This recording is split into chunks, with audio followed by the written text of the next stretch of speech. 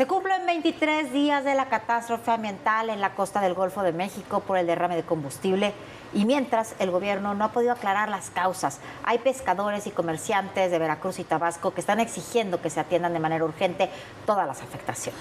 Mira, es muy delicado, no ha sido 1, ni 2, ni 3 los derrames de crudo que están afectando prácticamente toda la costa del Golfo de México, porque ya han llegado incluso hasta Tamaulipas. Desde inicio de marzo se han detectado más de una docena de derrames que dañan al menos 39 comunidades costeras. Se estima que están contaminados 630 kilómetros de la costa, desde Paraíso hasta Tamayigua, en Veracruz. Los reportes indican que eran en la mañana 128 toneladas, ya en la tarde-noche ya se hablaba de 180 toneladas de residuos sólidos con hidrocarburos recolectados en las costas.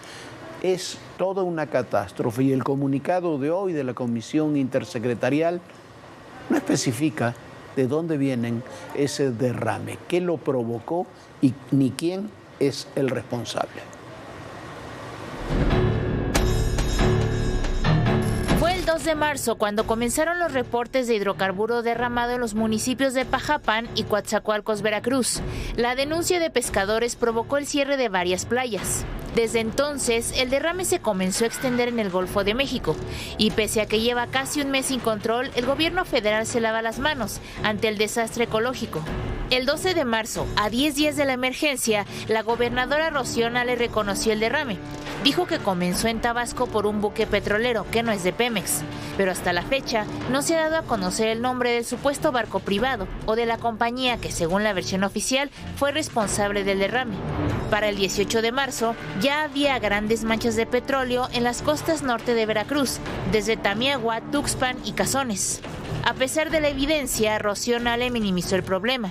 Bien, las playas están limpias, llegaron en forma de gotas, fueron trazas, fueron residuos. Se sigue la Secretaría de Marina coordinando los trabajos de limpieza y está bien, tenemos playas limpias. El 23 de marzo, la organización Greenpeace México denunció que la mayoría de playas estaban contaminadas y externó su preocupación ante las declaraciones cambiantes de Nale y nulas acciones de su gobierno. La presidenta Claudia Sheinbaum anunció que solicitó la intervención de la Fiscalía General de la República para investigar las causas del primer derrame de crudo. Por primera vez se habló de la comisión de un delito, pero Rocío Nale insistía en que no había afectaciones a la fauna. Temprano hablé con el procurador de Medio Ambiente para decirle que me reportara qué fauna teníamos reportada afectada. Estuvieron circulando que había un delfín muerto en Alvarado, no hay. Otro que había no sé dónde en Agua Dulce, tampoco hay. Tortugas, me reportó que una tortuga que no estaba manchada de hidrocarburo, me dijo, hay una tortuga que nos trajeron, ese es el reporte que tiene el procurador de Medio Ambiente. Es una tortuga que nos trajeron que estaba revolcada, así me lo dijo la palabra, revolcada en un sitio. Pero el 24 de marzo se confirmó la muerte de un delfín en el municipio de Alvarado. Mientras la red corredora Refisal del Golfo ha encontrado al menos 7 tortugas, 2 delfines, 2 manatíes y un pelícano afectados por el derrame. La organización Oceana México advirtió que los impactos por este tipo de derrames pueden prolongarse años o décadas. Este miércoles, el gobierno de México dio un balance de la tragedia. Pemex ha recolectado alrededor de 128,000 kilos de residuos de crudo entre Veracruz y Tabasco. Lo cierto es que desde inicios de marzo se han detectado más de una docena de derrames que dañan al menos 39 comunidades costeras de Veracruz y Tabasco y que se han extendido hasta Tamaulipas. Organizaciones reportan unos 630 kilómetros de costa contaminada, desde Paraíso en Tabasco, donde se ubica la refinería de Dos Bocas, hasta Tamiagua en Veracruz, cubriendo prácticamente todo el corredor arrecifal del suroeste del Golfo.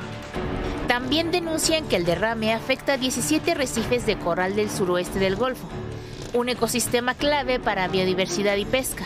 A unos días del inicio vacacional de Semana Santa, la limpieza se ha concentrado en las zonas turísticas, mientras que en las comunidades pesqueras, la contaminación permanece en playas, manglares y lagunas. Y el devastador derrame de hidrocarburos que impacta decenas de puntos entre Veracruz y Tabasco no solo afecta el medio ambiente y el ecosistema. Hay pescadores y comerciantes que reportan serias pérdidas económicas.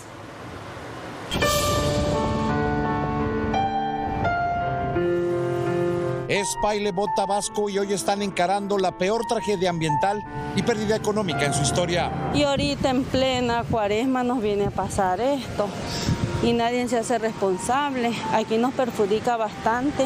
Hace días apareció este veneno en sus playas, negro, denso y mortífero. Y nadie viene, no vienen los de PEME. Hoy nos engañaron, tuvimos hasta las 10 de la mañana, ni tiramos las redes para estarlos esperando y no vinieron. Les mató peces y especies marinas. Así nos ponen en una situación crítica porque la mayoría de la gente de esta zona costera pues depende del ingreso del producto del pescado para tener una ganancia. Así quedaron sus redes, ya no pudieron pescar. Su anhelada temporada de Semana Santa murió. ¿Cuánto le cuesta a usted una red? Las redes que traemos nosotros están arriba de 100,000. El derrame de hidrocarburos se ha extendido a 42 zonas de Veracruz y 9 de Tabasco. Son 630 kilómetros de afectación. Según Greenpeace, la superficie afectada representa la totalidad del corredor arrecifal en el suroeste del Golfo. La estamos pasando de la patada. Y mire, ahora esto es lo que está pasando. Este chapopote se entierra ya aquí. Miren nada más las plastas. Se entierra y luego el sol posteriormente lo derrite y sigue contaminando y seguirá contaminando. Aquí en Río Seco, Paraíso, en Tabasco, reportan 60% menos de clientela en restaurantes. Y es que dicen, el turista asocia derrame con pescado contaminado. Que tengan la confianza en el producto, en el marisco que van a consumir. El camarón, tengan la confianza que es un producto 100% sin contaminación, viene de otro estado. La mojarra igual viene de Chiapas. Todo el marisco está al 100. Los residentes de estas costas aseguran que el derrame no está controlado y las cuadrillas solo limpian donde saben que llegará el turismo por la Semana Santa. Pero en realidad, los efectos de esta tragedia ecológica podrían prolongarse por varios años. Edgar Galicia, Azteca Noticias.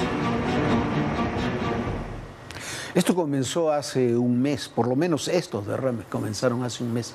Es increíble que todavía no se sepa o no se diga el origen del derrame, no se diga de estos derrames, porque son varios, que no se diga quiénes son los responsables, que no se tomen las medidas, que la gobernadora Rocío Nale diga, no, llegaron gotitas o manchitas. Es una irresponsabilidad manifiesta. Son 630 kilómetros de litorales ahí en el Golfo de México afectados por derrames que nadie sabe. Nadie quiere saber, nadie quiere explicar cómo, dónde y de qué manera se produjeron. Sí, de verdad es una tristeza. Y además de todo, si las autoridades se hicieran responsables, podrían de alguna manera garantizarles la seguridad y la salud a los habitantes. Y, por ejemplo, la gente que vive de los mariscos, de venta de mariscos, como decía ahorita el restaurantero, que la gente le tiene terror a consumir mariscos. ¿Por qué? Porque vienen de un área contaminada y porque las autoridades no se hacen responsables. Es una tragedia y, como decía Edgar en el reportaje, esto será y tendrá consecuencias durante muchísimos años más. Vamos a otro tema. Cecilia Flores, la madre buscadora de Sonora, lleva casi 7 años buscando a su hijo. Hoy, entre restos dispersos en el desierto de Hermosillo, encontró huesos que podrían ser de Marco Antonio, que desapareció en 2019. Aún se tienen que hacer las pruebas genéticas para verificar si estos restos son de su hijo, pero lo cierto es que son miles de madres en México que no han vuelto a ver a sus hijos. Hay más de 130,000 desaparecidos en nuestro país. No es solamente una cifra, son miles de familias que, al igual que Ceci Flores, necesitan saber qué fue de sus hijos. Yo no creo que ninguna madre merezca recoger solamente huesos de su hijo. Abrazar solamente huesos, recoger solamente huesos, dispersos en todo este lugar. Un lugar muy inmenso. pero por lo pronto solamente me resta abrazar un puño de huesos que he encontrado y que al parecer puede ser Marco Antonio.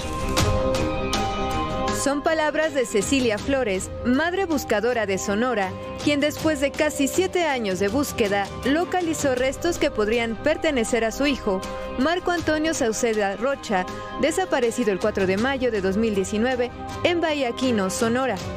El hallazgo ocurrió en la carretera 26 a la altura del kilómetro 46 en Hermosillo. La activista informó que espera los resultados de pruebas genéticas para confirmar la identidad. Sin embargo, no es el único ser querido que busca Cecilia Flores. Su hijo Alejandro Guadalupe Islas Flores desapareció sin dejar rastro desde el 30 de octubre de 2015 en Los Mochis, Sinaloa. En México, más de 133,000 desaparecidos siguen sin justicia.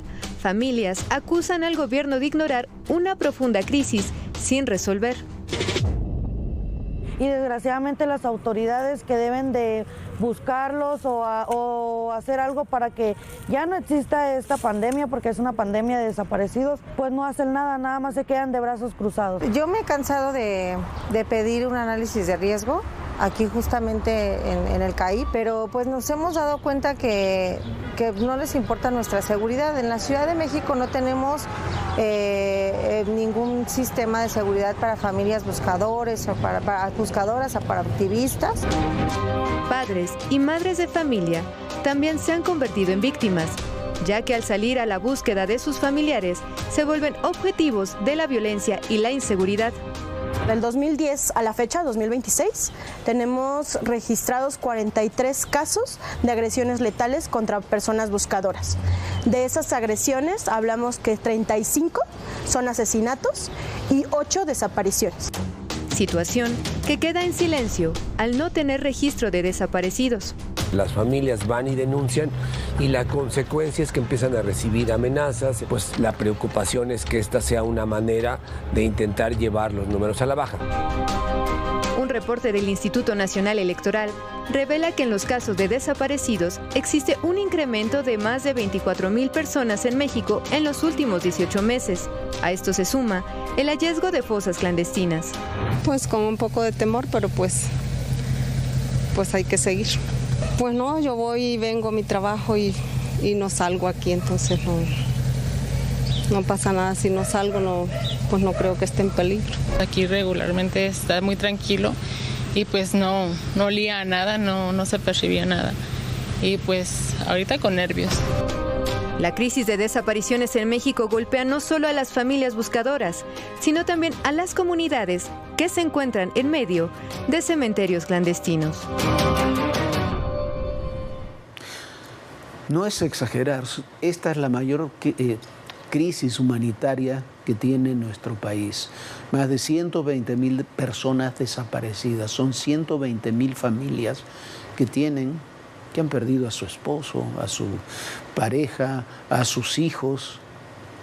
Imagínense, son 120,000 familias. Los hijos, los que se quedan, los familiares. Y Ceci Flores o estas madres buscadoras nunca han sido recibidas en Palacio Nacional, ni en el anterior sexenio, ni en este. Se los ignora, lisa y llanamente se los ignora, como se quiere ignorar. Y que, insisto, es la mayor crisis humanitaria que vive México, que es la de los desaparecidos. ¿Se imagina todo lo que se puede hacer con 195 millones de pesos? Porque eso es lo que Jesús Ramírez obtuvo de recursos públicos para financiar su periódico Regeneración entre 2019 y 2025. ¿Cuántas escuelas, hospitales, medicamentos, vacunas se pudieran haber comprado? Y eso es lo que recibió del INE, porque recibió además dinero de la publicidad oficial y de muchos otros ámbitos.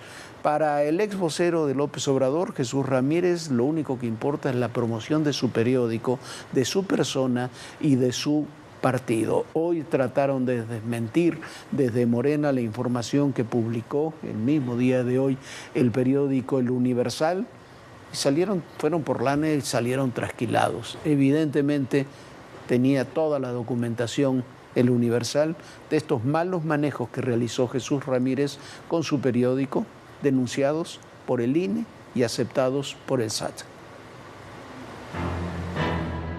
No solo son las irregularidades en el financiamiento del periódico que fundó Jesús Ramírez Cuevas, Regeneración, también su versión feminista enfrenta cuestionamientos. De acuerdo con una investigación del periódico El Universal, Morena reportó un gasto de al menos 195,057,633 pesos para el periódico La Regeneración entre 2019 y 2025.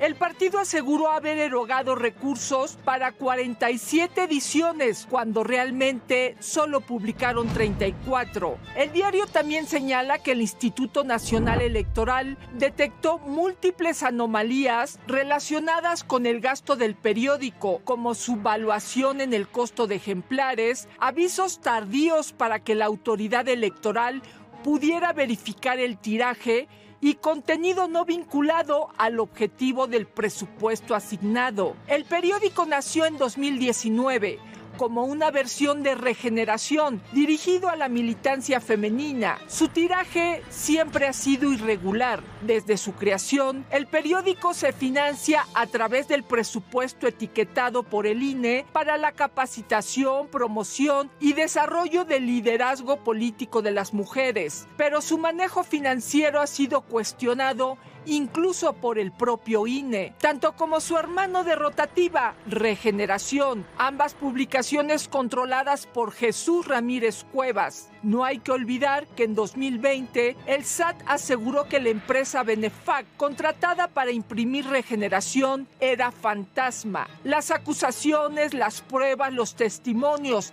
en contra de los malos manejos de las publicaciones de Morena se suman a las críticas sobre su contenido, considerado en múltiples ocasiones propaganda. El problema, finalmente advierten, es el manto impune que protege al eterno subordinado de Andrés Manuel López Obrador. Carolina Gallo, Azteca Noticias. Bueno, y vamos a otro tema. El gobierno de México ya no sabe cómo seguir apoyando a la dictadura cubana. Ahora, nuevamente, la presidenta Claudia Sheinbaum ha asegurado que mantendrá el acuerdo para contratar médicos cubanos. Estas misiones han sido señaladas por Estados Unidos y por muchos otros países como una forma de esclavitud moderna. ¿Por qué? Porque los países pagan millones de dólares a la dictadura cubana, pero la dictadura se queda con más del 80% del dinero, mientras los médicos reciben una mínima parte. México, además, es el país que más ha pagado y que más médicos ha recibido, o ni siquiera sabemos si realmente son médicos desde la pandemia, que han llegado cientos de personas cubanas que están trabajando en labores de salud, en contratos que han significado millones de dólares para el régimen de Díaz-Canel. El gobierno de México no quita el dedo del renglón e insiste en apoyar a la dictadura cubana. Este miércoles, la presidenta Claudia Sheinbaum aseguró que mantendrá el acuerdo con la isla para que miles de médicos cubanos vengan a trabajar.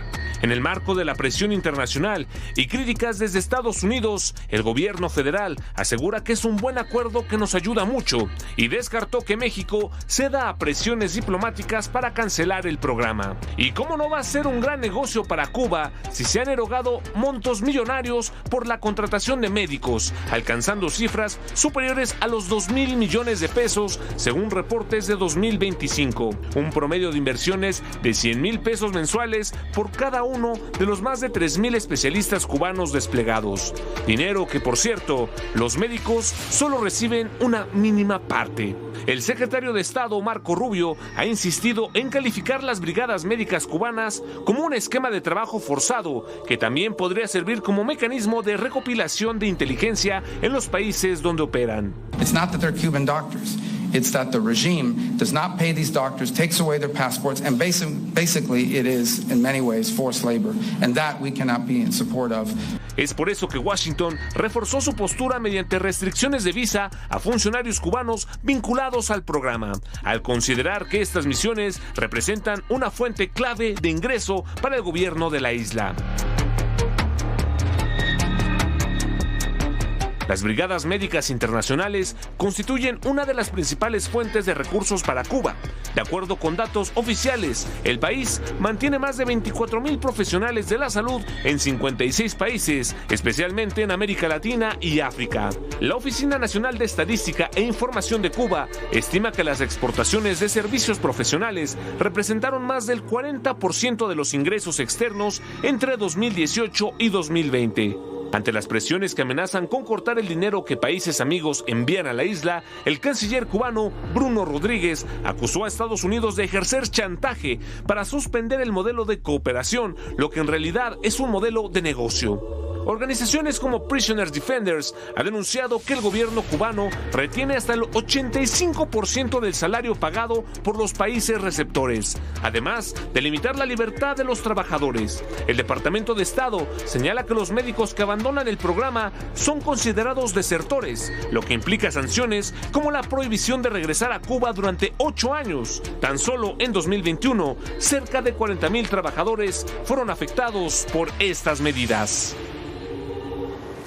Bueno, ahí están y ahí seguiremos con este apoyo a Cuba a pesar de todos los datos, antecedentes, datos duros que existen de que esto es un mecanismo de explotación y no de colaboración.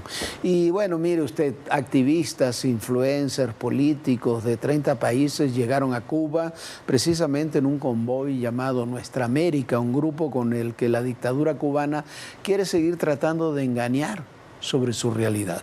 Esta comitiva, mientras la gente no tiene medicinas, no tiene energía, no tiene comida, está en una situación terrible. La comitiva se residió en hoteles de lujo con todas las comodidades. Hay imágenes maravillosas de toda la ciudad de La Habana sin luz, menos el hotel donde estaban estos personajes. Todo, por supuesto, estaba planeado. Se movieron como turistas de primer nivel. En un país donde no hay gasolinas, iban en un convoy de camiones de turismo. La Cuba real, mientras tanto, los ciudadanos siguen resistiendo una crisis profunda.